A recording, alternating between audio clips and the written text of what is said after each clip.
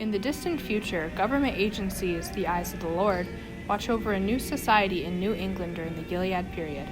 The Handmaid's Tale, written by Margaret Atwood, details the horrific reality where the religious right has suppressed women's power in response to a fertility crisis, resulting in low birth rates. June, the protagonist of The Handmaid's Tale, shares her experience in the Offord estate.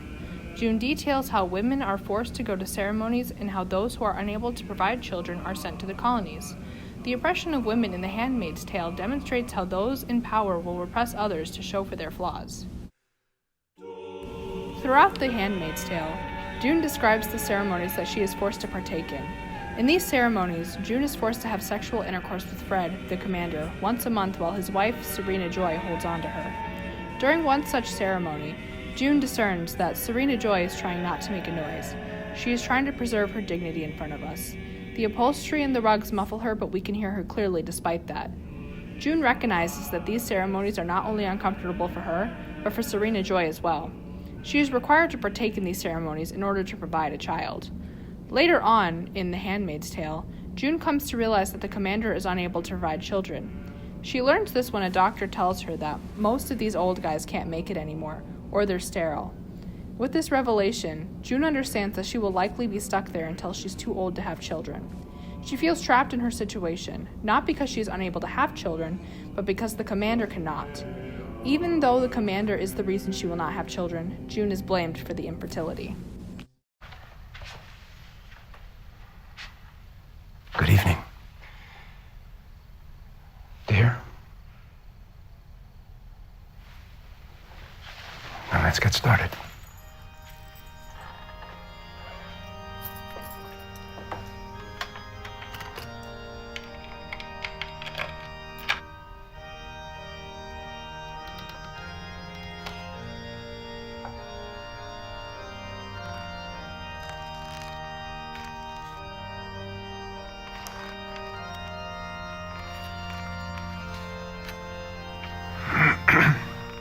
Excuse me.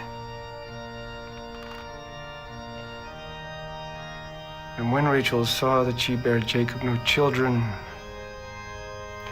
Rachel envied her sister and said unto Jacob, Give me children, or else I die. June, by learning that the commander is infertile, realizes that she could be sent to the colonies for not providing a child. She describes the colonies as a place composed of portable populations used mainly as expendable toxic cleanup squads. Now, the minority groups like the elderly and the women of Gilead who were unable to bear children, also known as unwomen, are forced to leave the mainland and go clean up the colonies. The government agency, the Eyes of the Lord, watches over the people of Gilead for those who disobey the hierarchy. During her conversation with her doctor, June expresses fear of being shipped off by the Eyes.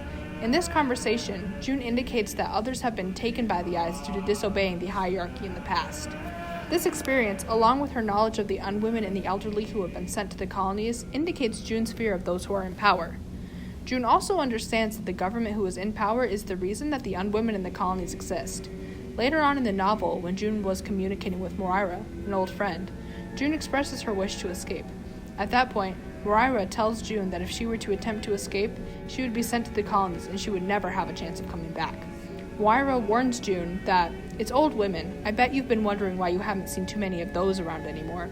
The handmaids who've screwed up their 3 chances, and the incorrigibles, like me, discard all of us. They're sterile, of course, if they aren't that way to begin with. Moira conveys her understanding and knowledge of what happens in the colonies. She is able to further explain to June that the colonies and the nuclear waste that lies there is the reason many women are infertile in the first place.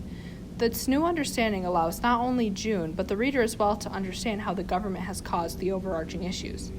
These women have been forced to experience a great tragedy due to the government's careless actions. Those in a position of power, rather than taking care of their mistakes, have forced others to pay.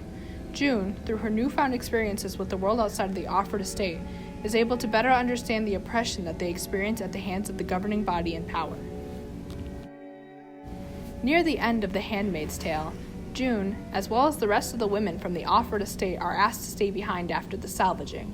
They are asked to form a circle around a man who Aunt Lydia claims raped a handmaid. Offglen, who has been sitting next to June, carefully pulls June to the edge of the circle before moving back towards the man. When she reaches the man, June witnesses Offglin push him down sideways and then kick his head viciously 1, 2, 3 times. Sharp, painful jabs with the foot, well aimed. June quickly expresses disbelief at Offglin's actions because she believed that Offglin had no interest in harming the man. Offglin then whispers to June, "Don't be stupid. He wasn't a rapist at all. He was a political. He was one of ours." Offglin informs June that her only goal was to knock him out so that he wouldn't feel the pain. It is in this moment that June realizes that anybody who tries to go against the government order is punished. The man was caught helping others, so the ants lied to the handmaids so that they would have a reason to attack him. The government refuses to acknowledge the mistake that they have made in creating this flawed system. Rather, they push the problems onto others and they punish those who try to make a difference. June understands that she is being oppressed, but she now realizes that it's at the hands of the government.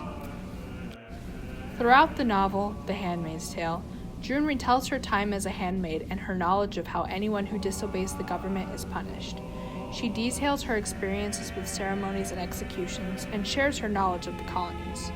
June, through these experiences, learns more about the eyes of the Lord and how they manipulate the citizens of Gilead. Ultimately, The Handmaid's Tale shows the oppressing reality from those under a government who refuses to admit their mistakes.